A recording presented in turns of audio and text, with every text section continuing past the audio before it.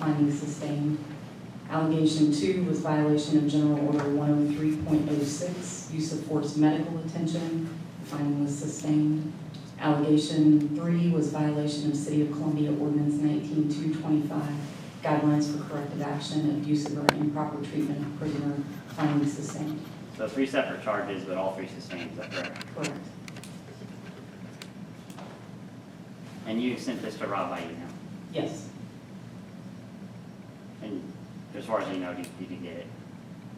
Yes, I believe that I received confirmation. I don't have it here in front of me, but I was aware at the time that he had received it. Okay. What was the range of punishment listed at the bottom? The range of punishment listed was a 120 hours of suspension up to termination. Can you explain a little bit, what does that mean? The range of punishment, what does that mean? What's it for? The punishment that would have been recommended by the chain of command when they reviewed the investigation, the lowest to the highest range of discipline. And who are they making a recommendation to? I'm sorry? Who are they making a recommendation to?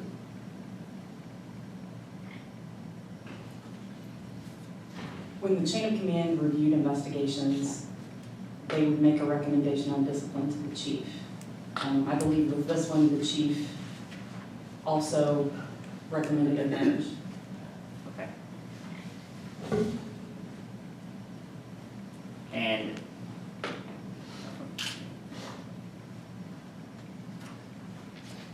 And the chief had a meeting set up with Sanders, is that correct? A meeting set up with With internal Rob. affairs? No, with Rob. Oh, Sanders, I'm sorry. Sorry. You said Sanders. No, I'll say Rob. Sanders, yes, my understanding was that he had a meeting set up, and I believe I referred to it in this email.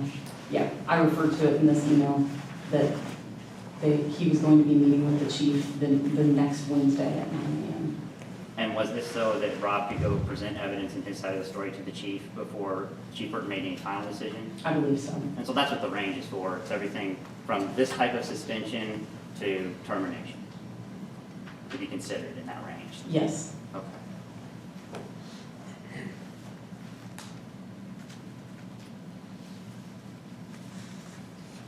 Be right back. I'll take that back.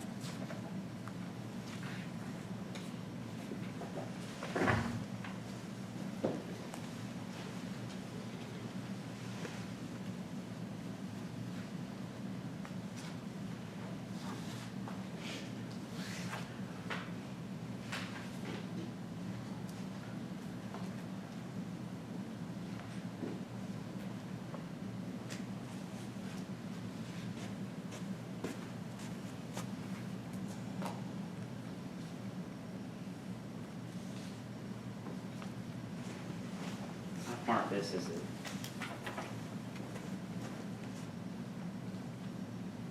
you have any objection that's coming in? Yeah. I've marked this as Exhibit 21, and this is one of the charges that you charge with, which is GO 10301 in the Code of Conduct. I believe.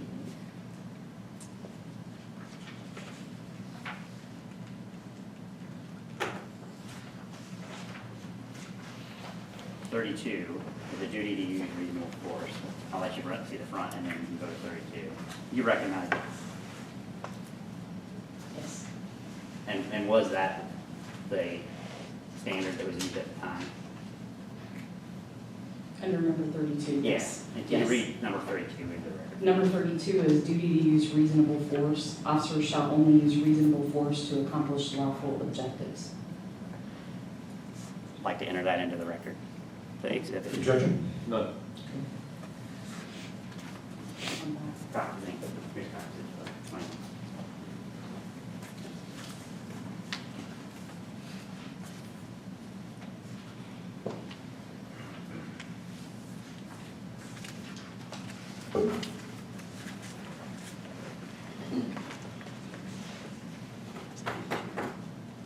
That's the use of force that I did review the other section. Particular problems with that.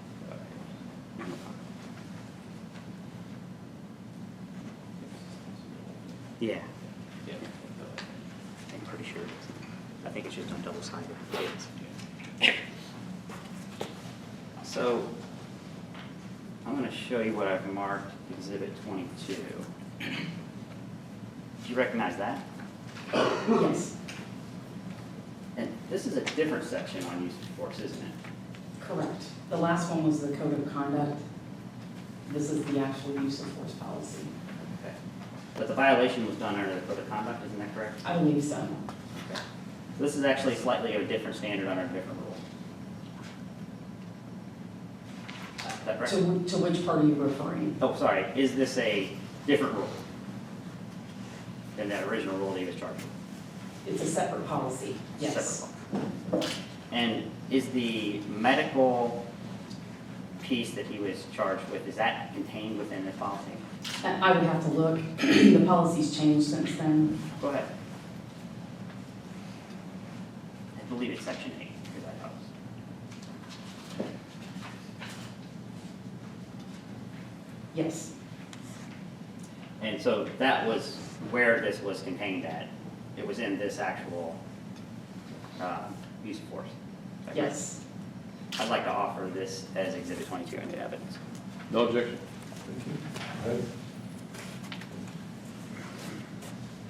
Yeah, you make it sick of paperwork, thank you.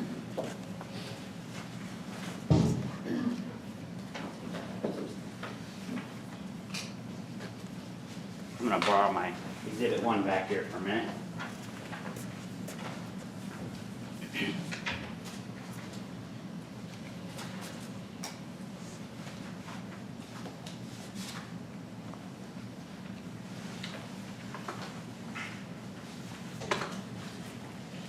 On page 90 here of what's Exhibit 1, and it's already been admitted, you see the little star up there by the 2?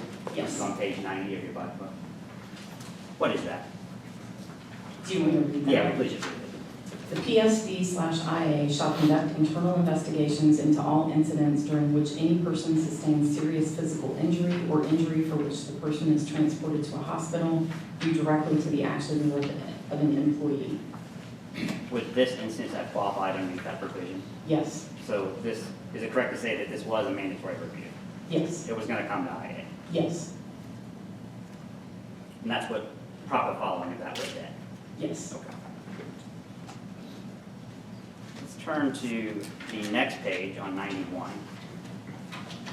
Do you recognize this? Yes. What is it? This is a notification of investigation that was sent to Officer Sanders by Sergeant Jones. Okay. And Robert Sanders did get this notification? Yes. Okay. And then what is, you'll flip the page over. Well, actually, go ahead and tell us, what was that first notification for? The first notification was just a notification to him that Internal Affairs was investigating the incident as a mandatory review. So this is the start of the investigation, is that basically what that is saying? Yes, And giving him notice, hey, wanted you to know, we're looking into it. yes. Okay. Tell me a little bit about the process. Is it true that as you go through the process, and you find different things in your investigation, then you add more notifications to give the person that you're investigating more knowledge of, hey, we're also looking at this, is that right? We can, or to amend the alleged policy violation, Okay. And so on, let's go to the next page, and I think we'll see an example of that. amend the notification. Right. Yes. And that's on page 92. 92, thank you. And do you recognize this one? Yes. And what is it? This one is a notification, an amended notification of investigation sent to Officer Sanders by Sergeant Jones on August 24th of 2011. And did Officer Sanders get that? I Yes. apologize, I cut you off, go ahead and finish. That's okay. I was just going to say, this one has an allegation listed on it, an additional And allegation. what was the additional allegation? Violation of General Order 103.01 under the Code of Conduct duty to use reasonable force. Oh, you know, on the first one, was the first one given on 8/23/11? Yes, And was this next one given on 8/24/11? that's what they're dated. Okay. My assumption would be that that's when they were sent. That would have been the normal routine. And then, of course, the next page. 93? Actually, 94, sorry. Is another amendment, is that correct? Correct. And do you recognize this? Yes. And Will you tell us what the amendment to this one was? The amendment to this one was the addition of, I believe, City Ordinance 19225 Okay. as an And allegation. was that given to Sandy? Yes, And let's go 2 more pages to 96. And was this the final amendment? I believe so. And was that on 8/31/11? Yes, that's what it's dated. And the previous one, was it dated 8/26/11? You take a quick look. Yes, 8/26/2011. So this was amended in a rapid series of succession as more things came to light. Correct.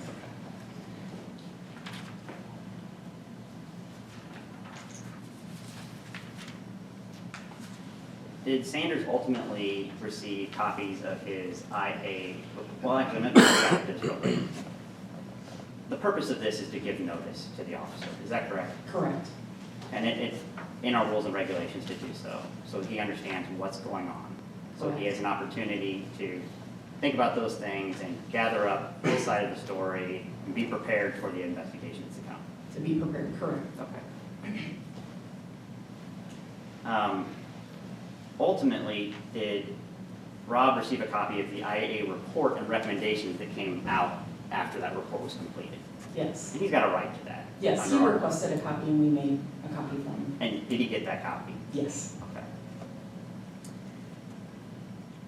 Is the chief bound by the recommendations of the internal affairs? No. Can internal affairs terminate anybody? No. Internal affairs suspend anybody? No. Can they take any other action other than a recommendation when it comes to discipline? No. Mr. Sanders is claiming that IA made a clear exoneration of him. Is that within the power of IA to do that? We recommended findings then. But you can't clearly exonerate him, and matter of fact, you didn't make a recommendation for exoneration. No, that was not what the recommended finding was. Is it a false or misleading statement to claim that the internal affairs review is binding on the chief? Yes, that would be a false statement. It's not binding. Is it correct that within the department, the chief is the only one who gets to make the decision whether or not to terminate? Yes. I want to talk to you about one more thing. And I don't know if you'll recognize this or not. And this has not been marked as anything yet. This is about pepper spray. Okay. Do you recognize that? It's one of our old policies on, they call it pepper mix. I know it as pepper spray. As far as you know, is it still in effect? I don't believe that it is. I believe all of these old policies were rescinded Not today, at the time. at the time. At the time. I would have to go back and look, honestly. Give me your best guess. I believe it probably was. So, let's take a look at,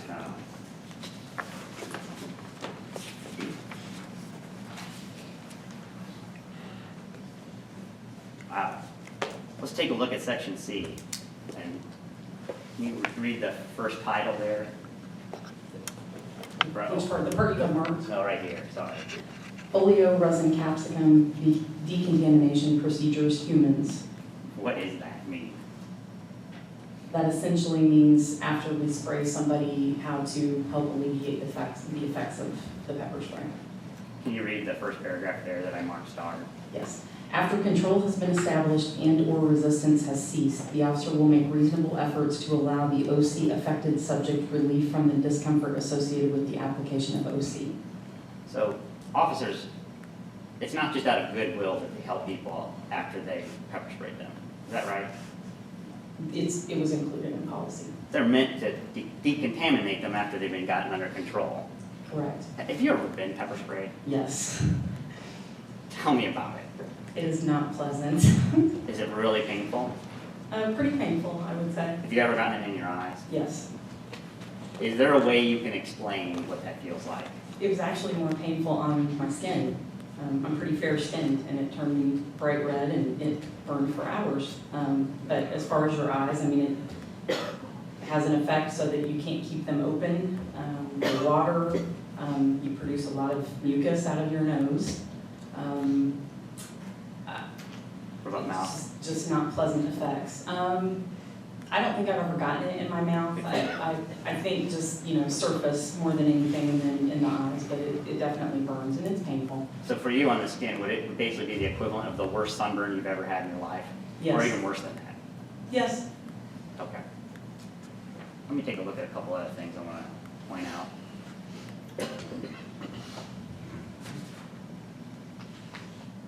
Well, let's just go through the list. Is that all right? If you look at one there, what does that say? One here. Yeah, we'll just go in order. Severe symptoms of OC exposure are expected to disappear in 45 minutes or less with only minor after effects, red skin, mild burning sensations, etc. Would you say that the burning sensations are mild? They weren't for me initially. Like I said, I'm fairly fair skin and sensitive skin, so I think I probably reacted to it more than a lot of people. But Does it depend on the person? yes, Same thing with the eyes, yes, nose, mouth. yes. The amount of pepper spray, I assume, also is different.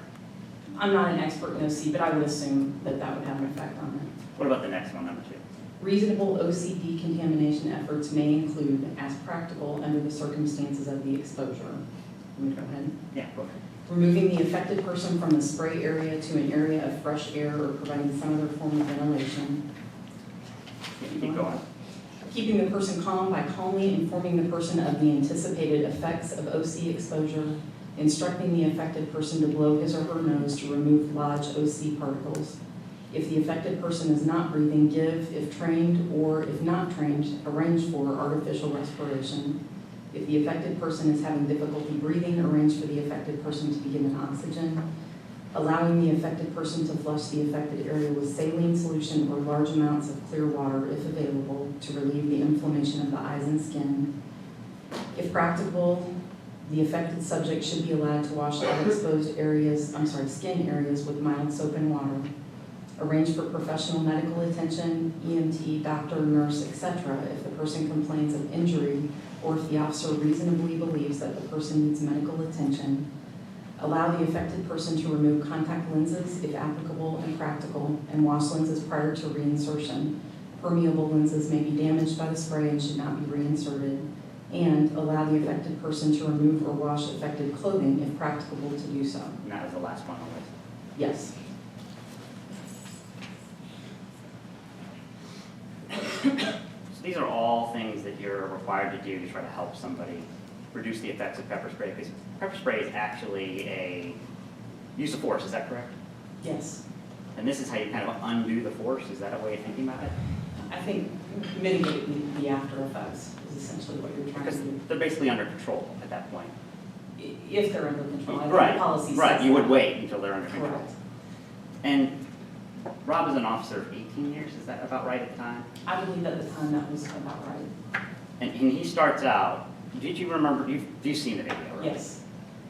And you've read his report. Yes, it's been a long time, but I have read the report. He starts out and he's doing these things, isn't he? I know that he helped Mr. Baker rinse his eyes in the garage. Yep, Mr. Baker rinses his eyes in the garage. Yes. He goes and looks for decontamination wipes, as far as you can tell on the video. Pseudocon wipes. Silicone wipes. He gives him a paper towel. I don't remember that specifically, but Right. it's been a while. He doesn't do all these things, though, does he? No. And then later, after he's in the cell, he really doesn't do any more of those things, other than the initial ones. Again, without going back and looking at the video, I can't remember which things happened Okay. when. Are you aware that he used any more of these techniques after he was put into this? Mr. Chairman, I'm going to object to any more questioning on this line on the implication that Rob Sanders somehow violated the pepper spray policy. If there's some other relevance, I'd like to hear it. She was the person in charge of internal affairs. She saw the video. She saw all this stuff. She should know, right? Well, she can remember, she can testify to Okay. it. And I guess you're going to put this policy in as an exhibit, right? But there is no allegation in the internal affairs investigation or his reason for termination of anything to do with the pepper spray Let policy. me do it this way. I'll try a different way. How's that? Maybe I can confuse Scott a little bit. Internal Affairs didn't investigate this, did they? No, They didn't even consider it. no. Should they have? The allegations that were added to the notifications were added at the direction of the chief. Had we been directed to add that one, we absolutely would have. Aren't you supposed to act independently? I won't say completely independently. We're still at his direction. So if you find a fact and it was good, that's okay to put it in the report. But if you find a fact that could be bad, you wouldn't put it in because the chief didn't ask you to? Absolutely not. If we came across an allegation and it appeared that he had violated a policy, we would include that. I will say at the time, the policies that you showed me earlier, I'm sure that you noticed the formatting was different. Those were more current policies, and with use of force investigations that Internal Affairs conducted, we would normally use those policies. The one that you've got there, if you look at it, I believe it's dated, is it 1986? 1996. 96. Those were older, and at the time, we had a policy manual about that thick that had policies in it, I would say back to 1973. I think there was one that old.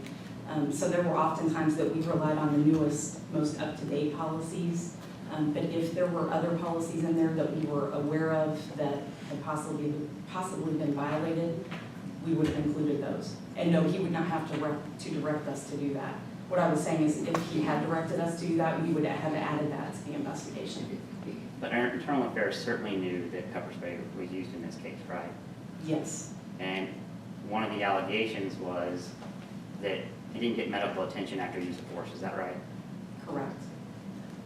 And you have this policy about pepper spray, shouldn't Internal Affairs have I looked into object, the it? medical attention was expressly related to the use of force policy only. That's what the notification finding that he just put into evidence says.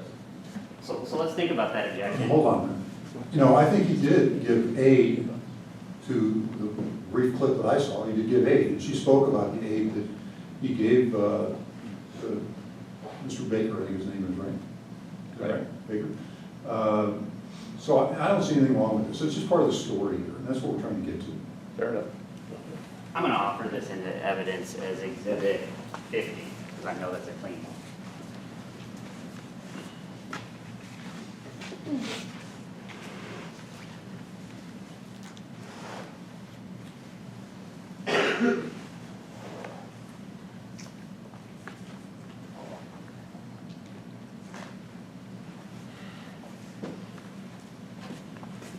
You don't have a personal knowledge of when this was put into the department's records, is that correct? When this When this was policy made. was enacted, the effective date is the only thing that I would have to go by, and given that that was in 1996, it would have been before I started at the department. It appears to be a business record that is maintained in the normal course of business, doesn't it? Yes, and the appearance of it is consistent with the other policies and procedures that were in the manual I was given when I started. So, And based on its date, it was probably made about the time that it was actually dated. yes, or updated then. That was another possibility that's when it was updated. I would like to offer this into evidence. What's the number? 50. Do you have any objection? I do not. 50? 50, sorry, 50, 50. I was just trying to make a good number.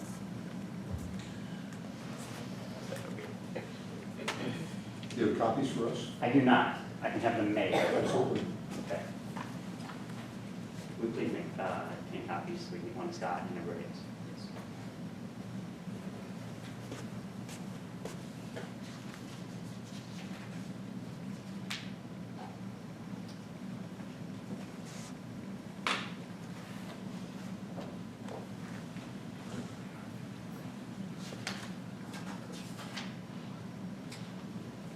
Did Internal Affairs get Baker's medical records from the hospital? I don't believe we've ever received those. Did you try to get them? I believe Sergeant Jones did through Mr. Baker's attorney, maybe, but I don't believe we were ever provided those. Did you try to get them any other way besides Mr. Baker's attorney? I don't recall specifically. Okay.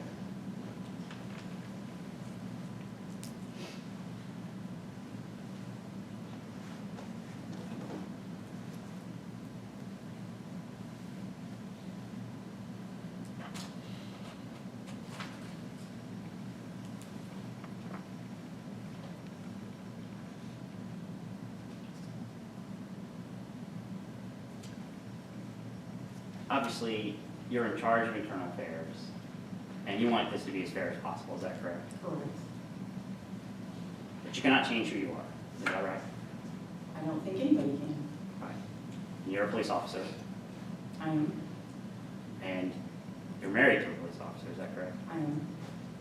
And you're friends with many police officers, I am. including Chad Craig. Yes. Describe the nature of your friendship with him. We're close friends, I would say.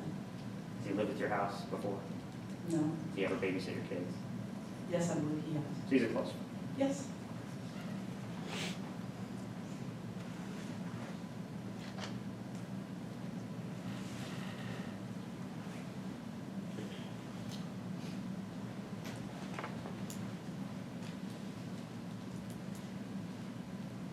Do you remember how long it took from after his, well, I'll wait till. You remember seeing the video, of course. Yes. And you remember the push Yes. and his head striking the wall. Yes. If you were in that exact same situation, under these exact same facts and circumstances, would you have done it that way? Probably not. I have no further questions at this time. Cross? Thank you.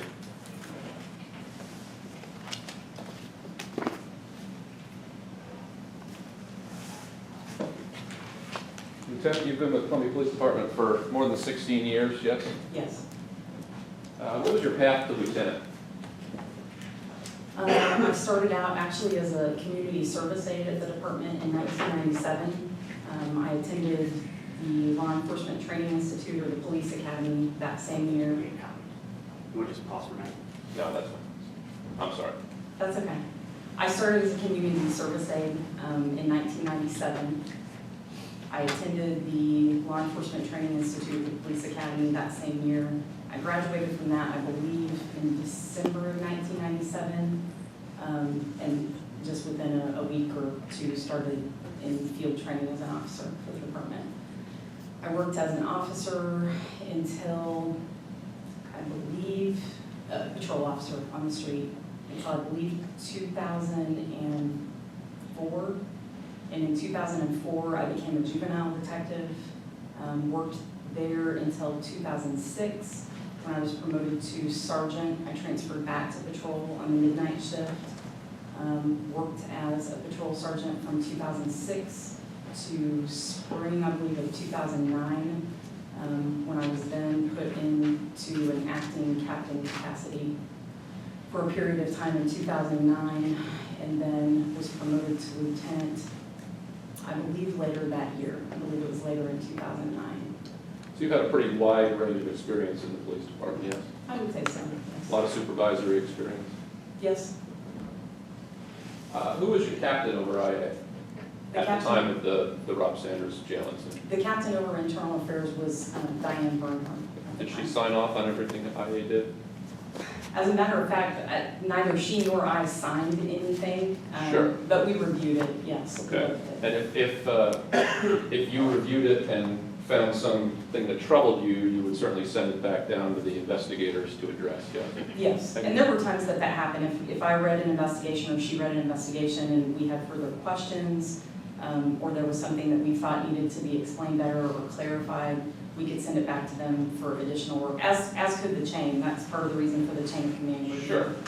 But the report is not released until you've approved it, right? Correct, And Captain Bernhardt approves it, right? yes. Okay. What's her position now?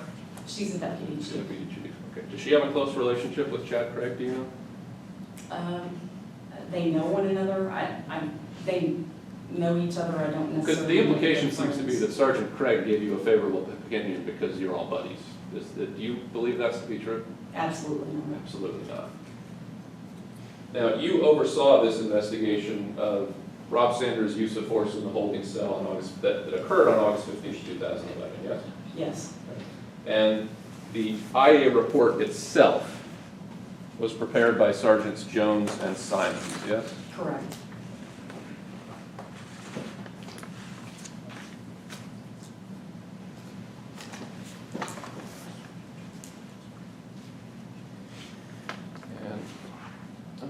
this as Exhibit B.